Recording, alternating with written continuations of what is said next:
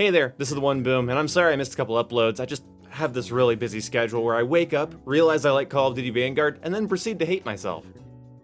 Because we know very little concrete information about Modern Warfare 2, it's hard for me to come up with a top 10 or top 5 list, and because narrowing down what I want to just one thing is impossible, I decided to do two things. These are the two things I want from Modern Warfare 2, and this video is kind of important because if people really don't like what I'm about to say, then it might mean that my channel and my style of content and my philosophy when it comes to shooters isn't going to align with you at all.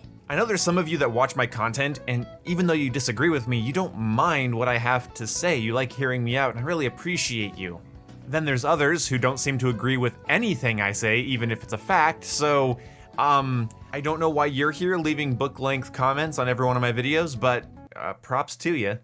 But hey, if you want to talk to me, go ahead and hit the bell icon and get notified for when I go live.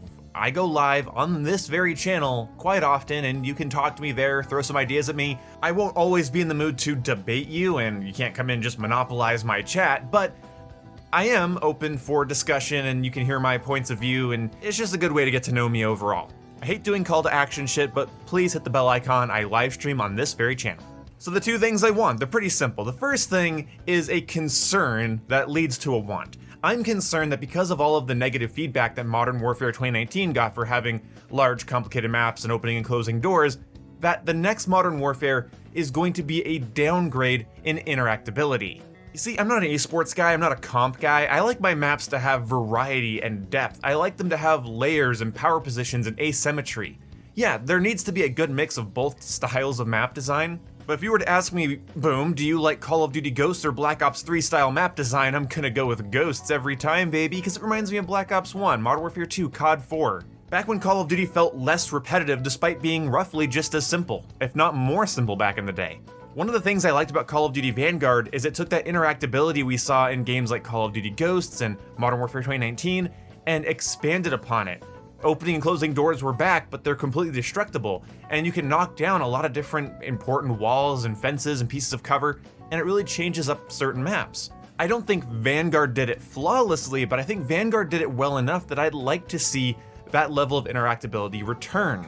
Opening and closing doors and complicated maps weren't really the issue with Modern Warfare 2019 in my opinion.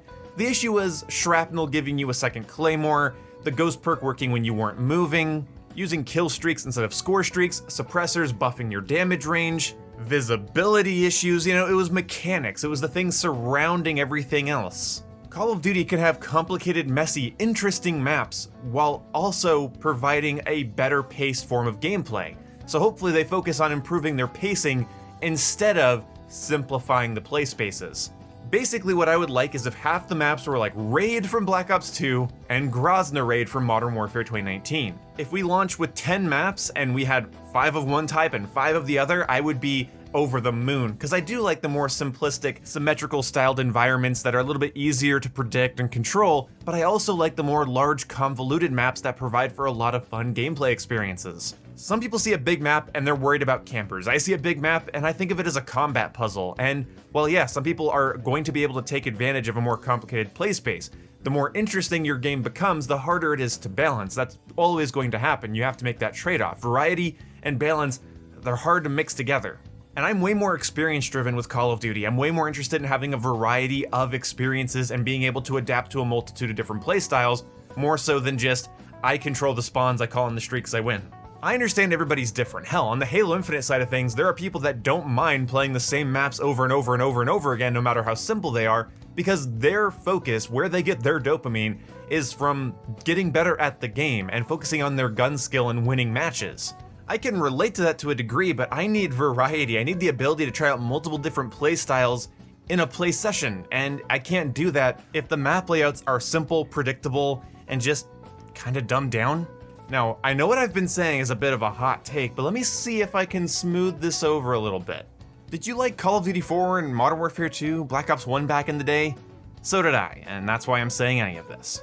They had varied, complicated, and interesting map design throughout them, and I really appreciated that about them, and I always want to see that return. Now, the next thing I need to talk about is thematic consistency. As well as wanting the maps to be varied and interesting, I want the game to stick to its damn theme. Call of Duty games back in the day, that really sounds like I'm having a quarter-life crisis, but Call of Duty games back in the day sold you on a world, a tone, a theme, and while you could be a smartass and say, well, that doesn't make money anymore, I don't make content in order to help Activision increase profits. I'm speaking as a fan of the franchise. What I want to see is the only thing I care about when recording this particular video. If you have a counter argument to this point, it better be something bigger than, well, they're trying to make money, because I don't know why that would be your biggest concern as the consumer. The marketing of a game, frankly, shouldn't lie, and while I don't mind a couple head-turning weird cosmetics here and there, every Call of Duty's had them to some degree, I think Modern Warfare 2019 proved that you can do cool cosmetics that don't take away from the theme of the game. Now, I'm a little bit mixed here. I'm mostly talking about character skins and events. When it comes to weapon skins and variants, I don't mind them too much because I'm not likely going to be looking at your gun when I'm killing you. Somebody using a pink sparkly rainbow gun doesn't really bother me because, okay, that weirdo wants to customize their gun that way, that's fine. But it's somebody coming at me dressed in pink sparkly rainbow attire that makes me go, okay, that you're more in my face. You're running around and you're sort of juxtaposed to why I bought this game. I'm not a deconstructionalist. I'm not gonna say Call of Duty is just shooting people and numbers popping up. Call of Duty's got a tone and a theme. It's got an attitude to it.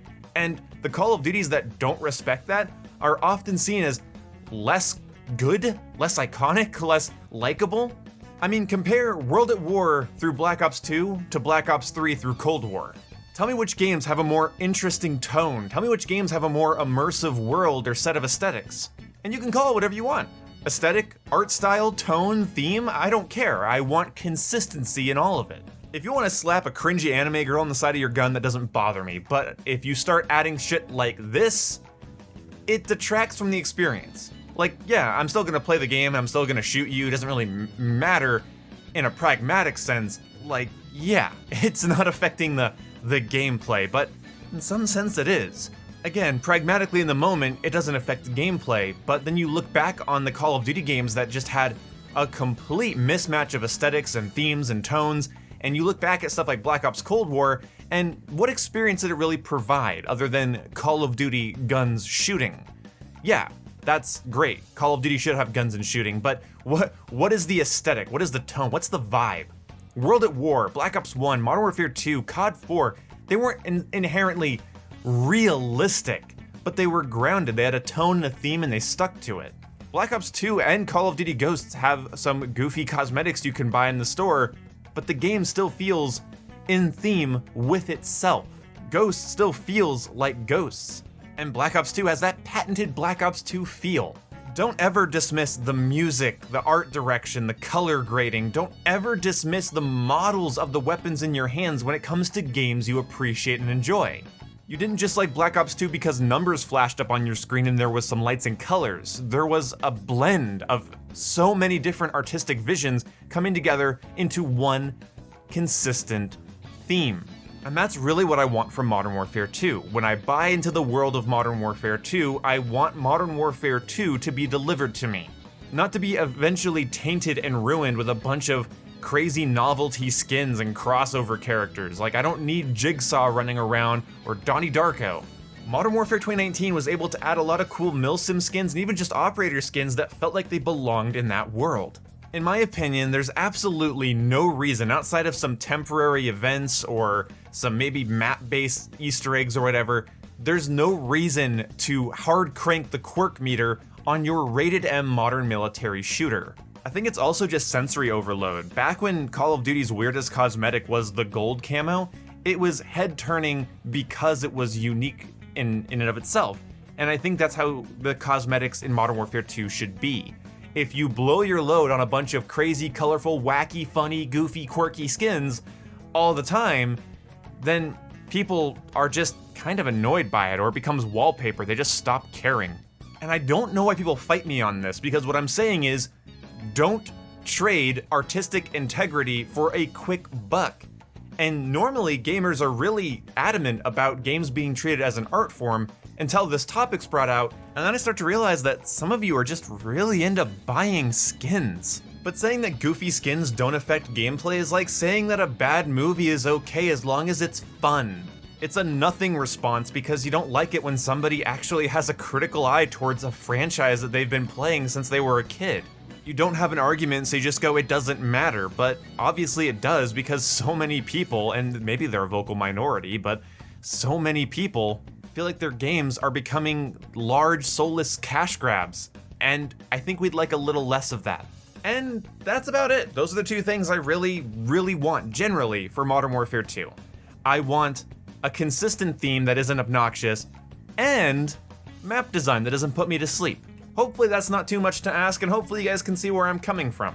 If you disagree with me, you can go onto your own channel and make a really lazy response video, or you could make a video with your own opinions. That way you grow based on people liking your takes instead of just disliking mine. Something to think about.